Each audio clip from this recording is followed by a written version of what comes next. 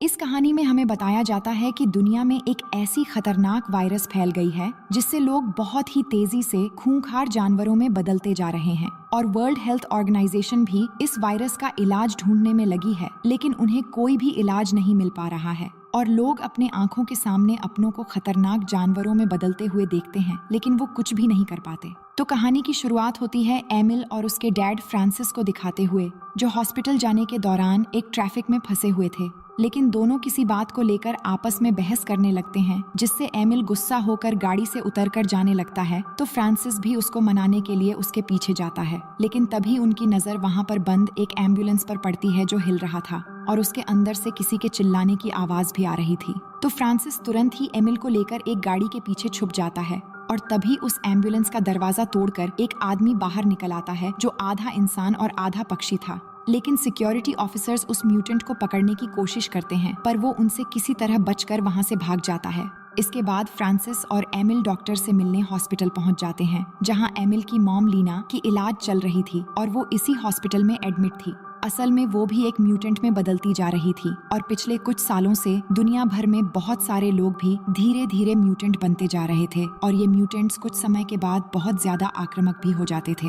Doctor उन्हें बताती हैं कि लीना का इलाज अभी भी चल रहा है और उसे पूरी तरह ठीक होने की बहुत ही कम उम्मीद है और शायद ऐसा भी हो सकता है कि वो कभी भी ठीक ही न हो। और अब इस बीमारी के लिए सरकार भी बहुत कोशिश कर रही है, लेकिन एक समय के बाद इस बीमारी की वजह से लोग जब आक्रामक होने लगते हैं तो सरकार इन्हें पकड़कर एक अलग जगह रखने लगती है ताकि उन्हें ठीक करने के लिए एक इफेक्टिव दवाई बनाई जा सके। और आप लोगों के लिए बेहतर होगा कि अगर आप इसी शहर में कहीं शिफ्ट हो जाएं। अब ज्यादातर लोग म्यूटेंट से दूर ही रहना पसंद करते थे, जिनमें से एक एमिल भी था, पर फ्रांसिस उसे समझाता है कि उसकी मॉम अभी भी उनके परिवार का हिस्सा है। इसके बाद वो अपनी मॉम से मिलने जाता है और यहाँ हम देख पाते हैं कि उसकी मॉम काफी बदल चुकी थी और उसके चेहरे पर बहुत सारे बाल भी निकल चुके थे। इसके बाद हम देखते हैं कि दोनों बाप बेटे इसी शहर के एक नए घर में आकर शिफ्ट हो जाते हैं और एमिल भी यहाँ के एक स्कूल में एडमिशन ले लेता है। अब स्कूल में एमिल का पहला दिन है, इसलिए टीचर सभी स्टूडेंट से एमिल का इंट्रोड्यूस करवाते हैं। तो नैन्सी नाम की एक स्टूडेंट एमिल के मॉम डैड के बारे में पूछती है, जिस पर वो बताता है कि उसके डैड एक शेफ है और उसकी मॉम की डेथ हो चुकी है। जिसके बाद नैन्सी को अपनी बातों पर गिल्टी फील होने लगती है, तो वो एमिल को सॉरी कहती है, जिससे नैन्सी की बिहेवियर देखकर एमिल को वो मन ही मन बहुत अच्छी लगती है। अब इसके बाद एमिल स्कूल के बाद घर पहुंचता है और हम रात का सीन देखते हैं, जहां मौसम खराब होने की वजह से बाहर बहुत तूफान हो रहा था, जिससे उनके घर की बिजली भी चली जाती है और तूफान की आवाज से एमिल की भी आंख खुल जाती है। तो वो उठकर जब खिड़की के पास आता है, तभी अचानक उसकी नजर बाहर एक म्यूटेंट पर पड़ती है जो उनके घर के अंदर झांक रहा था, लेकिन अगले ही पल वो म्यूटेंट वहाँ से गायब हो जाता है। फिर अगली सुबह रात की तूफान की वजह से जो पेड़ घर के सामने गिर गया था, दोनों मिलकर उसे हटाने लगते हैं। तभी फ्रांसिस को एक इमरजेंसी कॉल आती है, जिसके बाद वो तुरंत ही गाड़ी लेकर एक जगह पर पहुंच जाते हैं, जहां पहुंचकर उन्हें पता चलता है कि बीती रात की तूफान की वजह से म्यूटेंट से भरी हुई एक एम्बुलेंस तालाब में गिर गई थी, जिस वजह से बहुत सारे म्यूटेंट वहां पर मारे गए। और ये देखकर फ्रांसिस बहुत ज्यादा परेशान हो जाता है, क्योंकि कॉल करके उसे पहले ही बता दिया गया था कि उसकी बीवी लीना भी इसी एम्बुलेंस में थी। लेकिन कुछ ऑफिसर्स आकर उसे रोकते हैं और शांत कराते हुए जूलिया नाम की एक पुलिस ऑफिसर उसे बताती है कुछ म्यूटेंट्स एक्सीडेंट की वजह से मर गए हैं और कुछ यहाँ से निकलकर जंगल में भाग गए हैं, और भागने वालों में से फ्रांसिस की बीवी लीना भी एक थी। फिर हम अगले दिन का सीन देखते हैं, जहां एमिल के स्कूल के टीचर टग ऑफ वॉर का एक मैच रखते हैं, जिसमें एमिल भी हिस्सा लेता है। लेकिन जब एमिल के टीम के सारे स्टूडेंट गिर जाते हैं, तो एमिल अकेले ही रस्सी खींचकर ऑपोजिट टीम को हरा देता है और उसकी वजह से एमिल के टीम ये मैच जीत जाते हैं, जिससे सभी स्टूडेंट उसकी ताकत देखकर बहुत इम्प्रेस हो जाते हैं और उसकी तारीफ करने लगते हैं। फिर उनमें से एक स्टूडेंट एमिल को एक पार्टी के लिए इनवाइट भी करता है, पर एमिल का ध्यान सिर्फ अपने हाथों की तरफ था और वो कुछ अजीब सा महसूस कर रहा था। इसके बाद वो तुरंत ही अपने घर चला आता है, जहां वो अपने नाखून के अंदर किसी चीज को देखकर बड़ी मुश्किल से उसे निकालता है, जिससे उंगली से खून निकलने लगते हैं। इसके बाद जब वो अपनी टी शर्ट उतारता है, तो वो देखता है उसके पीठ का आकार भी धीरे धीरे बदलता जा रहा है और अपने अंदर इतने सारे बदलाव देखकर वो बहुत ज्यादा घबरा जाता है। इसका मतलब था कि एमिल भी अब एक म्यूटेंट बनने लग गया है। वहीं फ्रांसिस जब सुपरमार्केट में सामान ले रहा था तो उसकी मुलाकात जूलिया से होती है। तभी उन्हें अचानक किसी के चिल्लाने की आवाज सुनाई देती है। असल में एक कस्टमर ने किसी म्यूटेंट को देख लिया था और ये जानकारी मिलते ही जूलिया अपनी टीम को पूरा स्टोर खाली करने के लिए कहती है। लेकिन फ्रांसिस उस म्यूटेंट को ढूंढने लग जाता है तो जूलिया भी उसके साथ आने लगती है और फ्रांसिस को लग रहा था कि शायद ये म्यूटेंट उसकी बीवी लीना हो सकती है। पर जब वो उस म्यूटेंट को देख पाते हैं तो वो बस एक लड़की थी जो मछली खाने आई थी। लेकिन तभी वो लड़की उनके ऊपर सामान गिरा के वहाँ से भागने लगती है तो जूलिया उसके पीछे पड़ जाती है। पर वो लड़की जूलिया के ऊपर चीजें फेंकते हुए भागना शुरू कर देती है। लेकिन फिर भी जूलिया उसे जंप मारकर बहुत ही आसानी से पकड़ लेती है,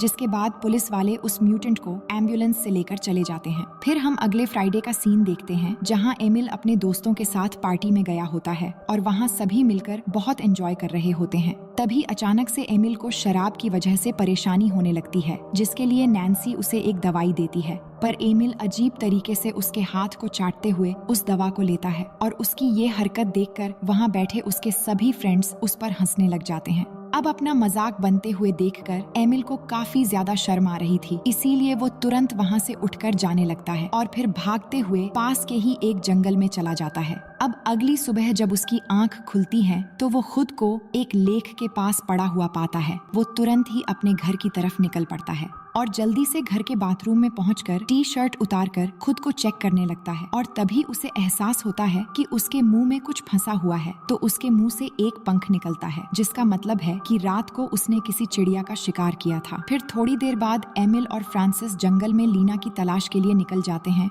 जहाँ रास्ते में एमिल अपने पिता से पूछता है कि जब उसकी मॉम एक क्रीचर में बदल रही थी तो उन्हें कैसा महसूस हो रहा था। जिस पर फ्रांसिस कहता है उसे तो कभी भी कुछ अजीब नहीं लगा, वो बस थोड़ी सी बदल गई थी। पर वो आज भी लीना को अपनी बीवी मानता है। उसके बाद वो लीना को बहुत देर तक ढूंढते हैं और फिर रात हो जाती है तो वो गाड़ी लेकर जंगल के चारों तरफ लीना को पुकारते हुए ढूंढने लगते हैं, पर फिर भी वो उन्हें नहीं मिलती, जिसके बाद वो गाड़ी में ही सो जाते हैं। इसके बाद हम देखते हैं कि थोड़ी देर में सुबह होने वाली होती है। तभी उनका कुत्ता अचानक गाड़ी से उतरकर जंगल की तरफ भागने लगता है तो उसका पीछा करते हुए एमिल भी उसके पीछे पीछे जाने लगता है। लेकिन एक जगह जाने के बाद अचानक वही बर्डमैन जो शुरुआत में एम्बुलेंस से भागा था वो एमिल पर हमला कर देता है और उसे गिराकर मारना शुरू कर देता है। लेकिन इसी दौरान जैसे ही उसकी नजर एमिल की आंखों पर पड़ती है तो उसे एहसास हो जाता है कि एमिल भी एक म्यूटेंट ही है, तो वो रुक जाता है और तभी एमिल के डैड उसे बचाने के लिए वहाँ आ जाते हैं, जिसके बाद वो एमिल को लेकर तुरंत ही वहाँ से निकल जाते हैं। अब रास्ते में फ्रांसिस एमिल को हॉस्पिटल ले जाने की बात करता है, लेकिन एमिल जाने से इनकार कर देता है क्योंकि वो जानता था कि हॉस्पिटल पहुंचते ही क्या होगा।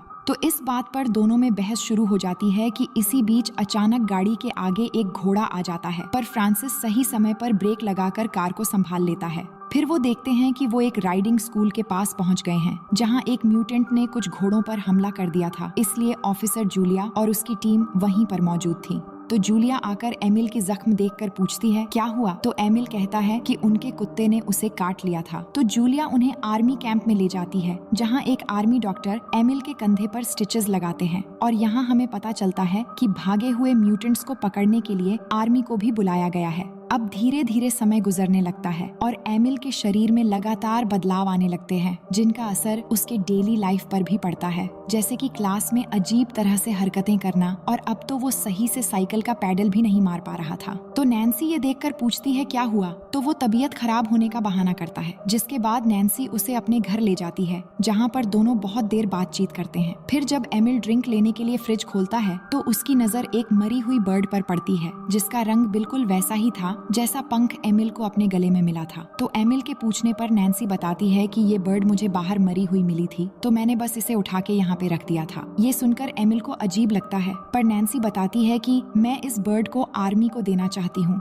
ताकि वो इसे उन म्यूटेंट्स को खाने के लिए दे सके। अब इस छोटी सी डेट के बाद एमिल वहाँ से चला आता है और सीधा आकर एक तालाब में छलांग लगाता है और वहाँ से मछलियाँ पकड़कर खाने लगता है और फिर कुछ मछलियों को लेकर उसी जंगल में पहुँचता है जहाँ पर वही बर्डमैन ने उस पर हमला किया था, जिसके बाद वो बर्डमैन लुढ़कता हुआ आकर एमिल के सामने गिर जाता है। फिर एमिल उसके सामने कुछ मछलियाँ रखकर उसे खाने के लिए देता है, तो वो बर्डमैन मछली लेकर खाने लगता है फिर एमिल उस बर्डमैन को अपना नाम बताकर उससे उसका नाम पूछता है तो वो कहता है उसका नाम फिक्स है। जिसके बाद एमिल फिक्स के पास्ट लाइफ के बारे में पूछता है, लेकिन फिक्स को कुछ भी याद नहीं था। इतने में यहाँ पर एक और छोटा सा क्रीचर जो असल में एक बच्ची थी, वो भी आकर एक मछली उठाकर पेड़ में चढ़ने लगती है, जिसे देखकर एमिल फिक्स से पूछता है, क्या ये तुम्हारी बेटी है? तो फिक्स कहता है, नहीं, वो बस मेरा पीछा कर रही है, क्योंकि अभी तक उसे उसका घर नहीं मिला है। इसके बाद फिक्स कहता है कि वो पक्षियों की तरह उड़ नहीं सकता, इसलिए उसके पास घर भी नहीं है। जिस पर एमिल फिक्स को पक्षी की तरह उड़ना सीखने के लिए पास के ही एक तालाब में ले जाता है, जहां वो उसकी मदद करता है और तालाब से सभी लकड़ियों को हटाने लगता है ताकि वो उड़ना सीखते दौरान जख्मी न हो। और इस तरह फिक्स और एमिल के बीच काफी अच्छी दोस्ती भी हो जाती है। इसके बाद शाम को एमिल अपने साइकिल से घर की ओर जाने लगता है, लेकिन वो ठीक से साइकिल नहीं चला पाता, जिससे वो गुस्से में आकर साइकिल वहीं फेंककर चला आता है। दूसरी तरफ हम फ्रांसिस को देखते हैं, जहां उसे रेस्टोरेंट के बैकयार्ड में एक क्रीचर के होने की हलचल नजर आती है। तो फ्रांसिस को लगता है कि शायद ये लीना हो सकती है, लेकिन तभी पीछे से एक क्रीचर आकर सीधा फ्रांसिस पर हमला बोल देता है और उसे दबोचने लगता है। पर तभी वहाँ रेस्टोरेंट की ओनर पहुँच जाती है और उस क्रीचर को शांत करती है और बताती है कि वो उसकी बहन है, जिसे पुलिस से बचाने के लिए उसने जंजीरों से यहाँ बांध के रखा है। लेकिन तभी वो क्रीचर जंजीर तोड़कर वहाँ से जंगल की तरफ भागने लगती है। तो फ्रांसिस भी फौरन जंगल की तरफ भागने लगता है, क्योंकि उसे लग रहा था कि शायद वहाँ उसकी बीवी लीना भी हो सकती है। लेकिन वहाँ जाने के बाद उसे कोई और क्रीचर नजर आता है जो एक भालू की तरह था, और वो फ्रांसिस को देखकर वहाँ से चला जाता है। लेकिन जब जूलिया आर्मी टीम के साथ रेस्टोरेंट में आती है तो फ्रांसिस जूलिया से झूठ कहता है कि उसने जंगल में लीना को देखा है, ताकि उसकी टीम लीना को ढूंढने में उसकी मदद कर सके। और तब वहाँ पे एमिल भी अपने डैड से आकर मिलता है और कहता है उसकी साइकिल खराब हो गई थी, इसलिए पहुँचने में देर हो गई। अब अगले दिन एमिल फिक्स के पास पहुंचता है, जहां फिक्स उड़ने की प्रैक्टिस कर रहा होता है, लेकिन बार बार कोशिश करने के बाद भी वो थोड़ी दूर जाकर गिर जाता है। अब शाम को फ्रांसिस जब जूलिया को साथ लेकर लीना को ढूंढने उस जंगल में आता है तो उसे वहां एमिल की साइकिल मिल जाती है। पर एमिल की साइकिल यहाँ देखकर उसे कुछ भी समझ में नहीं आता, तो वो साइकिल लेकर वापस घर आ जाता है। इसके बाद जब वो बाथरूम में आकर हाथ धोने लगता है तो वो देखता है कि बेसिन की पाइप जाम हो गई है, इसलिए वो पाइप खोलकर देखने लगता है तो पाइप के अंदर से उसे कुछ बाल और कुछ टूटे हुए नाखून मिलते हैं, जिससे वो समझ जाता है कि जरूर एमिल के साथ कुछ गड़बड़ हो रहा है जो वो छुपा रहा है। इसके बाद जब एमिल घर पहुंचता है तो फ्रांसिस उसे वो नाखून दिखाकर पूछता है, ये किसके नाखून है जो मुझे बाथरूम में मिले हैं? तो एमिल कहता है कि वो नहीं जानता। जिसके बाद फ्रांसिस उसे साइकिल दिखाकर कहता है, ये आज मुझे जंगल में मिला है, तुम वहाँ क्या करने गए थे? ये सुनते ही एमिल यहाँ से भागना शुरू कर देता है, पर कुछ दूर जाते ही फ्रांसिस उसे पकड़ लेता है और उसे पूछता है कि मेरे बेटे, मैं तुम्हारे साथ हूँ, मुझे बताओ क्या हुआ है? तो एमिल जोर जोर से रोने लगता है और बताता है कि अब वो भी धीरे धीरे एक क्रीचर में बदल रहा है। फिर अगली सुबह नाश्ता करते दौरान फ्रांसिस एमिल को समझाता है कि दोनों मिलकर कोई न कोई रास्ता जरूर निकाल लेंगे, लेकिन फिलहाल पुलिस से बचने के लिए एमिल को अपने नाखून और बाल काट के रहना होगा, जिस पर एमिल भी मान जाता है। फिर अगले दिन एमिल फिक्स से मिलने जंगल में पहुंचता है, लेकिन आज फिक्स कुछ भी नहीं बोल पा रहा था। वो एमिल को कुछ कहने की कोशिश करता है, पर इसकी आवाज सिर्फ बर्ड की तरह ही निकलती है और अब वो उड़ने भी लगा था, यानी कि अब फिक्स पूरी तरह से एक क्रीचर में बदल चुका था। इसके बाद वो एमिल को उड़ के भी दिखाता है, जो देखकर एमिल भी बहुत खुश हो जाता है। अब इसी रात को फ्रांसिस आकर एमिल से पूछता है, तुम सारा दिन कहाँ थे? मैंने तुम्हें कितनी बार फोन किया, तुम्हें अब ऐसे ही बाहर नहीं घूमना चाहिए। इसी दौरान उसकी नजर एमिल के नाखूनों पर पड़ती है, तो वो एक कैंची लेकर कहता है कि तुम्हारे नाखूनों को काटना पड़ेगा। लेकिन एमिल नाखून काटने के लिए तैयार नहीं होता और जब फ्रांसिस जबरदस्ती करता है तो एमिल फ्रांसिस के हाथ पर काट लेता है, पर कुछ देर बाद वो फ्रांसिस को छोड़ देता है और फिर बाहर चला आता है। अब बाहर आने के बाद उसे नैन्सी मिलती है, जो उसे अपने फार्म हाउस तक साथ जाने के लिए कहती है। तो एमिल भी मान जाता है और दोनों एक साथ बातें करते हुए जाने लगते हैं और बातें करते करते वो एक दूसरे के बहुत करीब हो जाते हैं और वहीं पर इंटीमेट हो जाते हैं। इसके बाद एमिल जब वापस आता है कि तभी उसका विक्टर नाम का एक दोस्त उससे मिलने आता है। विक्टर को असल में पता चल चुका था कि एमिल भी एक क्रीचर में बदल रहा है, इसलिए वो एक हाई फ्रीक्वेंसी डिवाइस निकालकर एमिल के पास आकर आवाज रिलीज करने लगता है, जिसे सुनकर एमिल को तकलीफ होने लगती है और एमिल ये सहन नहीं कर पाता और तभी वो विक्टर को थप्पड़ मार देता है, जिससे उसके गाल पर जख्म हो जाता है और वो चिल्लाने लगता है। और विक्टर की आवाज सुनकर आसपास के आर्मी ऑफिसर्स और पुलिस जंगल की ओर बढ़ने लगते हैं। वहीं एमिल विक्टर को थप्पड़ मारने के बाद उसी जंगल के आसपास ही था, लेकिन वो समझ जाता है कि आर्मी और पुलिस इसी जंगल में किसी क्रिएचर को ढूंढ रहे हैं, तो वो घबराकर भागना शुरू कर देता है। लेकिन एक पुलिस ऑफिसर थोड़ी दूर से जंगल में किसी को भागते हुए देखकर गोली चला देता है, लेकिन तभी वहाँ फिक्स आकर उस पुलिस ऑफिसर को मार देता है। वहीं नीचे से एमिल भी फिक्स को देख लेता है और दोनों यहाँ से भागने लगते हैं, लेकिन पुलिस भी उनके पीछे पड़े हुए थे और बहुत दूर भागने के बाद एक जगह से पुलिस फिक्स पर गोली चला देते हैं, जिससे वो नीचे गिर जाता है। और ये देखकर एमिल उसके पास जाता है, लेकिन एमिल उसे बचाने के लिए कुछ नहीं कर पाता और वहीं पर फिक्स अपना दम तोड़ देता है। अब पुलिस वहाँ पहुँच पाते उससे पहले एमिल वहाँ से भाग जाता है। इसके बाद हम एमिल को देखते हैं, जो अभी भी जंगल में ही था और जंगल में चारों तरफ भटकने लग जाता है। और इस दौरान वो जंगल में बेरीज तोड़कर खाता है और तालाब में भी नहाता है और इस तरह वो 4-5 दिन जंगल में ही गुजार लेता है। फिर एक रात जब वो एक गुफा के अंदर रात गुजार रहा था, तभी उसकी नजर एक क्रीचर पर पड़ती है, जो असल में उसकी मॉम लीना ही थी। लीना अब पूरी तरह से एक भालू के शक्ल में बदल चुकी थी और वो एमिल के पास आकर समझ जाती है कि वो उसका ही बेटा है, लेकिन वो फिर वापस जंगल में चली जाती है। तो एमिल भी गुफा से निकलकर उसका पीछा करते हुए घने जंगल के अंदर पहुंच जाता है, जहां वो देख पाता है कि यहाँ सभी क्रीचर रह रहे हैं जो पहले कभी इंसान हुआ करते थे और अब वो सभी अलग अलग क्रीचर के शक्ल में बदल चुके हैं। लेकिन इतने में ही यहाँ पुलिस आ पहुँचते हैं और वो एक एक करके सभी क्रीचर्स को पकड़ना शुरू कर देते हैं। और ये देखकर एमिल भागना शुरू कर देता है, लेकिन कुछ दूर आगे जाते ही वो गिर जाता है और पुलिस आकर उसे पकड़ लेते हैं। लेकिन पुलिस एमिल को एक नॉर्मल इंसान के रूप में पकड़ते हैं, क्योंकि उन्हें लग रहा था कि एमिल शायद यहाँ गलती से आ गया होगा। अब पुलिस स्टेशन में एमिल को छुड़ाने के लिए फ्रांसिस पहुंचता है, जहां एक पुलिस ऑफिसर उसे कहता है कि एमिल को इस पेपर पर साइन करना होगा, जिसमें लिखा है कि वो जंगल में गलती से पहुंच गया था।